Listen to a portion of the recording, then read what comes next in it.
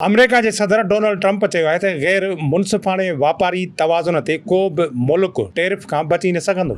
Washington मां जारी कयल पंहिंजे बयान में सदर डोनाल्ड ट्रंप चयो त चीन असां सां बदतरीन सलूक करे पियो। चीन टैरिफ खां कंहिं सूरत में बची न सघंदो, जॾहिं त ईरान बाबति जल्द फ़ैसिलो कंदासीं।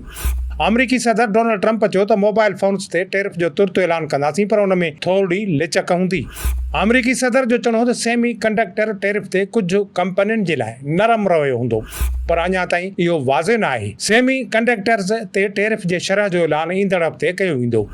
वाज़े रहे त उन खां अॻु चीन अमेरिका खां मुतालबो कयो हो त अमेरिका जवाबी टैरिफ जे पॉलिसीअ खे मुकमल तौर ख़तमु करे। चीन जे वापार वारी वज़ारत जे तर्जुमान हिकु बयान में चयो त अमेरिका खां मुतालबो करियूं था त पंहिंजे ग़लतियुनि खे दुरुस्त करण लाइ क़दम खणे, जवाबी टैरिफ जहिड़ा फ़ैसिला वापसि वठे ऐं गॾियल एतिराम जे रस्तनि ते वापसि अचे।